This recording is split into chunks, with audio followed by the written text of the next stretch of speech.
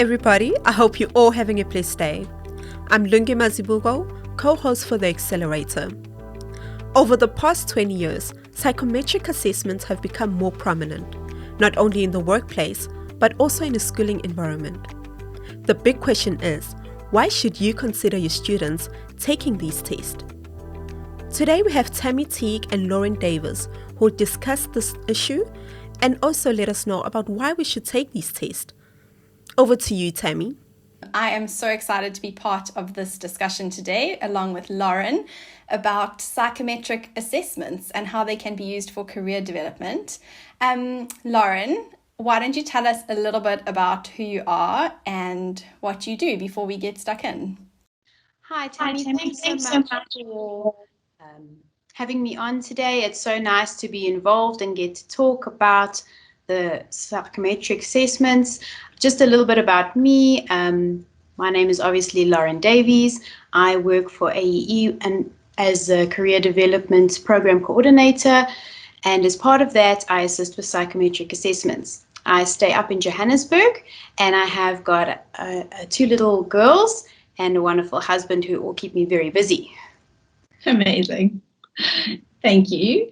Nice to hear a bit more about who you are. So let's learn more about psychometric assessments. I'm so excited to be able to chat about this as a parent also of two little girls who will probably one day need all this information as we have to walk this road of assessments and career development and all of that. And I'm also interested because I sat through a lot of these assessments when I was a student.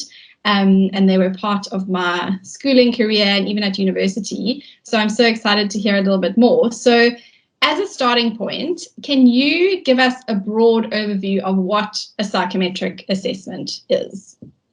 Sure, Tammy. So a psychometric assessment is normally some form of, for lack of a better word, test. We don't like generally using the word test. But what it looks at is pretty much different areas of who we are as people. So it could look at how your brain functions. It looks at how you interact with the world and with people around you. And in those assessments that you do, when you're doing it, the way it's answered and the way you engage with the assessment can give us helpful information to guide a person. So the main point for it is to take who you are as a person in your body and kind of put you on a piece of paper so that we can see what's what and how we can help you go forward with whatever you need help with. So, Lauren, for anyone listening, they might wonder, why is it important to know about psychometric assessments? I will try not to call them tests. That's where my mind goes. But why, when would a parent or a student be coming into contact with a psychometric assessment? Why is it important to know what these are? So I think it's important to know what a psychometric assessment is so that when you, for example, if you log on to Google and you type in personality assessment, it's going to bring up a whole range of different things. When you normally type that in, you'll get a variety of assessments. Some will be ones that have been tried and tested. Others will be just something someone quickly typed up one day and is put on the internet. And if you do one on the internet that hasn't been validated or done enough research on, and you go on that result specifically, sometimes they're not the most kosher, and they can tell you you're going to be a doctor, but at the end of the day, that's not even near who your personality is and how your brain functions. So you've got to be really careful with what kind of test you use and where it's coming from. That's why it's important for people to know, and students and parents to know, what is in a psychometric assessment and where is the best place to get valid ones, I would say. And knowing about them can also help you if you ever get to a point where you have to make a career decision or choosing subjects, because knowing that you're using the right ones is going to give you a better result. So I was going to ask you about that a bit later on, but you've already touched on it, which is great. what I'm hearing is that not all psychometric assessments are created equal. So it's important to know the source of a test, an assessment that you're doing, and to know that it's coming from a trusted source and that you can trust the results that are, or the feedback that you're getting. So let's assume we're doing a trusted, well-researched and studied psychometric assessment. How accurate are those assessments in assessing an individual? So, Tam, it depends, again, on the individual. So if you as a student or an adult are coming to do a psychometric assessment and you're going to be as honest as possible when you're answering the questions, then you're going to get the best and most valid result. If you're going to try and cheat the questionnaires to kind of get a result that you think the person, if you're doing this for a job specifically, if you're going to try and cheat it to say, I'm going to answer it like this so they can see this picture of who I am, then we're going to have a bit of invalidity coming in. But generally, most companies are saying and coming back with the fact that about 57% of the times they're doing psychometric assessments for interviews itself are coming back as 100% accurate. Wow. So if you work off 60%, yes, okay, there's still 40% there. But again, there's so many factors that can influence those. Yeah. The major thing to remember is that, again, a psychometric assessment isn't there to say you can only do A, B, and C. It's just a nice indicator to give you an idea of where you're going and what you can consider. And we find, and personally I have found, in every psychometric assessment I've completed, there's only ever been one student that has questioned the validity of the results. And in the end, it was because there was turmoil happening in a home situation, which had affected how they answered the questions on the day. So again, I think it all depends on how you answer. Sure, that's super interesting. So really your own, I guess, reasons for doing the test and your commitment to doing it accurately or answering accurately can really impact the outcome. That's very interesting. So as your focus is more psychometric assessments on the career development side, tell us a little bit about that. Do psychometric assessments help you decide on a career? So Tammy, this is obviously a question that I'm sure every single parent wants an answer to, and every single student at the same time. I would love to say yes, it automatically gives you the answer. For some students, it does give you that immediate confirmation of yes, this is it, I'm on the right path. For other students, they come in with an idea based on maybe friends or family or other suggestions people have made, and when the results come out, it's either sometimes completely opposite or a slightly different area than what they would have considered. And what is important to know is a psychometric assessment is going to give us your strengths and your weaknesses. Those are the two things it looks at, but it also gives us where you are currently with regards to where you are performing. We can also look at how your brain functions. And then taking all of that information together and putting it into one picture, we can get a really nice idea of what kind of areas would suit you best in your career. However, at the end of the day, there's also something that I like to call passion that comes into play here. And I would never want to put a student into a career that they're going to hate. That's besides the point of this exercise. What the main thing is here is to say, all right, student, or once we've done the assessment, this is your results. Let's talk about them. Do you agree with them? Don't you agree with them? So I love to focus on discussion. And then from that point, we try and pick three main focuses with regards to a career. And then we say, right, now it's job shadow time. Because I have found whenever a student goes into an area or career to do some job shadowing that they really think they're interested in, they either come out saying, yes, this is 100% me, my passion is here, everything is here, or they walk out saying, I never want to do that again in my life. So for me, it's yes, psychometric assessments can definitely help. Sometimes they give you a definite yes, other times they give you a bit more areas to consider, but job shadowing will always be the main thing that will confirm an assessment result. Okay. Wow, there's so much to think about, and that feedback would be invaluable. It could just save you so much time. Sometimes it could save you so many, like years of studying the wrong degree, and I think that has happened with many people, is that they've been saved that going down that wrong path. So anyone listening in and thinking, it sounds like a good idea, maybe I should do one, the thought of an assessment or a test sometimes strikes fear into our hearts. And we wonder, I don't know if I'll pass, and I don't think that it's a case of passing, but can you explain to us whether there's any studying or preparation that you need to do before you go for one of these assessments? Sure, Tammy, not a problem. So I understand that question. I get it all the time. And honestly, when I have to do an assessment myself, I still get scared. Because, not just that. Okay. But I think it links with that test word, that we've always had. And for me, the focus here would be focus on the word assess. So we want to just look at how you are as a person. We're not trying to say there's a right and the wrong answer, because you can't fail who you are as a person. I can't say, oh, you failed this because you didn't use this word instead of that word when you were telling me about yourself.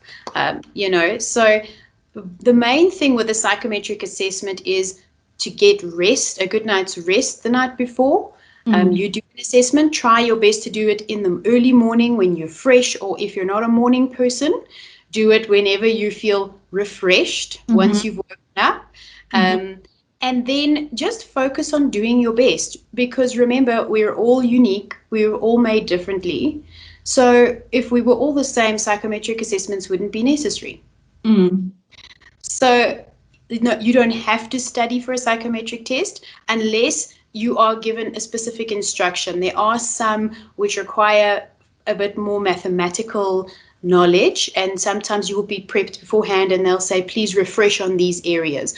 But generally, when it comes to personality, cognition, and interest, there wouldn't be any studies or any preparation needed other than a good night's rest.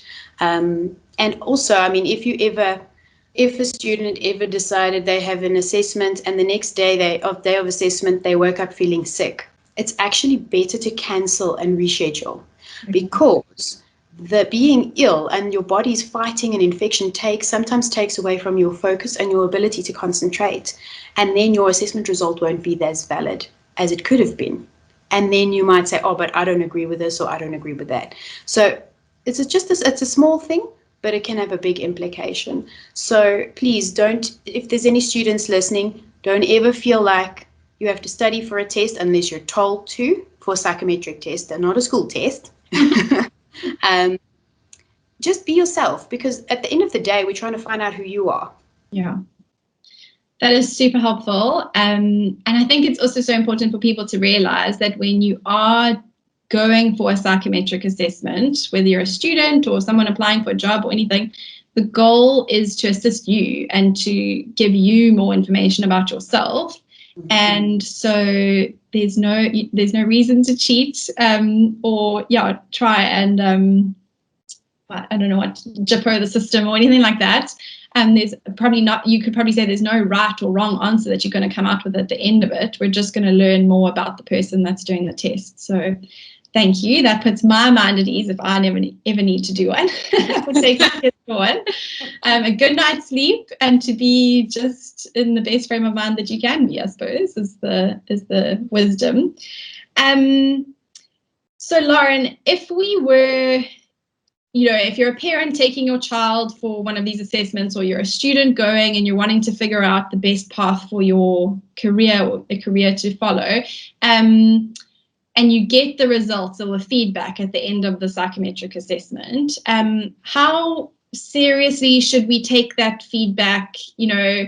if it says you should be a doctor, or if it says you should be an artist, is that law? Like, obviously not law, but is that definitely the path you should follow? Or how do we handle the feedback that we get after one of these assessments? That is a brilliant question, Tammy. A lot of times, I think it's an area that people don't focus on. They think, oh, we've done the important part, which is the test, and now we just have to get information back. But it's actually the most important part is the feedback. Because this is where you are engaging with a psychologist or psychometrist who's done your assessment, and you want to find out what the tests have said. Now, for me, the most important thing to do with your feedback or your information that you get from the test is to actually use it. So many people come and do assessments, and you tell them this and this and this, and then they say, okay, great, and then they chuck it on a pile at home, and they forget about it until a week or two before they've got to actually decide what they want to go study. Okay. And then it's all scramble, what do we do? And then the student ends up picking something sometimes that they don't want to do, or they don't get into what they wanted to do because of the time it's taken to apply.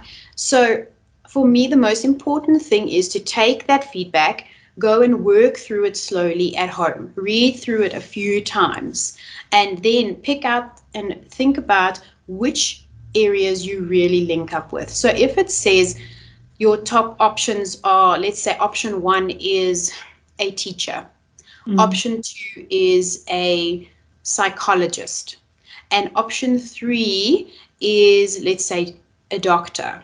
So you've got 3 very different things there, but they all involve a level of caring for people. Okay. Yeah. So what I would say is take that information, go research it properly for yourself. Okay. Go and look at what the studies would be involved with those courses. Look at the actual content, and then go and also look at if you can go and do, even if it's just 1 day of job shadowing at a place that will allow you in. If you can get a week, that's even better, because then you can see the proper ins and outs of what happened in the job, the real stuff. And you're either going to have your heart beating faster in those moments when you're doing that, or not at all. And for me, that is the main things, is read through it properly, research it properly. If you can, do some job shadowing. If you can't do job shadowing, maybe even just try and speak to someone, a family friend or someone who's in that job, and ask them about their everyday stuff that they do. And then from there, you can start evaluating and making decisions.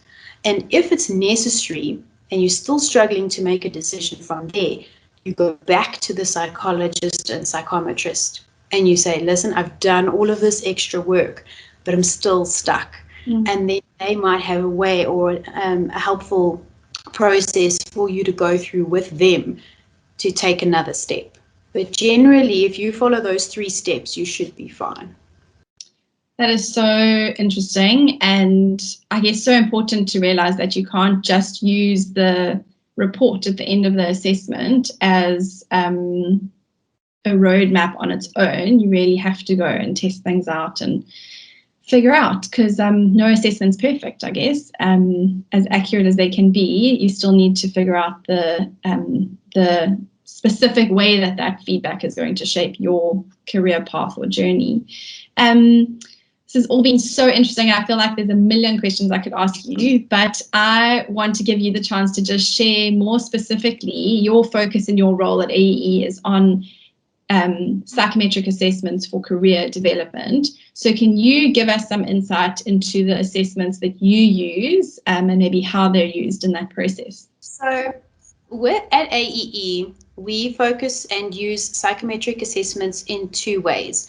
We mainly use them for subject choice. So this is usually coming towards the middle end of grade 9, when the students have to start choosing their subjects for grade 10 upwards. Here we look at aptitude, we're looking at a student's current performance, as well as the areas of strength and weakness. There we also do an interest assessment to see where their passions and their interests lie. Now, the reason we do these 2 together is because the subject choice is one of those assessments where, the aptitude test is one of the assessments where we actually have yes or no answers, or right and wrong answers. Okay, so this would be an assessment where we'd say to the students, okay, here you've got to do a little section of reading for English, and then you've got to tell us where the right answers are. And we don't look at it to see, oh, how many did you get right? Did you get all 20 right? We look at how many you got right rather than how quickly you went through the work, because then that tells us how you deal with pressure. Do you have a strict time management? All those kind of things. And that then links up with the interest assessment, and looking at those, we can get general areas. So it might tell us you are an entrepreneurial person, or you are a very caring person. And then based on that, we can actually choose your subjects. So that's the subject choice, which we normally wouldn't do earlier than grade 9, the beginning of grade 9. Then grade 11, sometimes even as early as the middle of grade 10, depending on where the student is in their schooling, we can do career choice. So here we do 4 assessments, and the reason we do 4 is because it's a much bigger decision that has to be made at the end of the day. Okay. So we want to consider the person as a whole and a holistic picture, not just on one little test, because we could just test you on personality and say, right, go be a doctor. But on the other hand, your cognition is like, but I don't think like a doctor. So there's a clash, and then we're going to have a problem.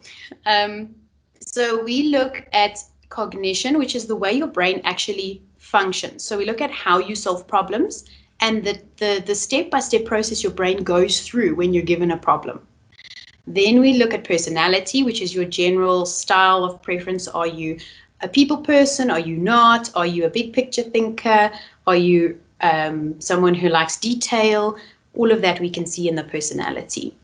Then we do interest again, just to see where they're all linked together.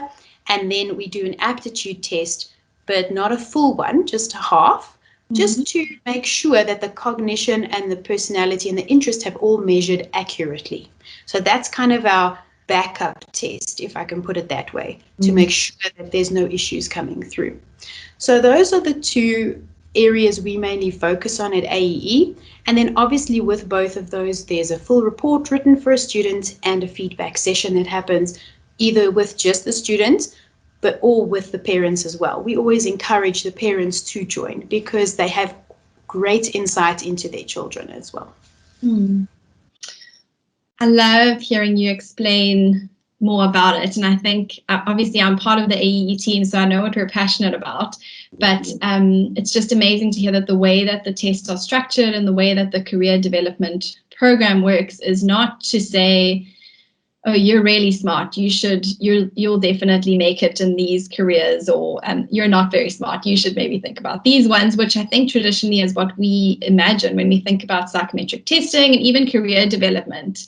And so it's amazing to hear even that aptitude section of the test, why it's being used. It's not being used just because we want to know how clever someone is. It's really being used to know what is their gifting, what's their leaning, and where are they going to be most comfortable and feel like they're realizing their potential that we love speaking about.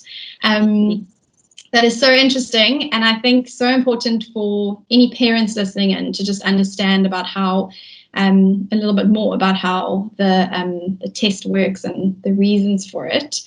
Thank you. I feel like I'm so blessed to have been listening in and learning from you. Is there any last thoughts that you want to share with us before we sign off today? For me, Tammy, the main thing for any student or parent is just to remember that there's a plan for each of you. You have a specific path to walk.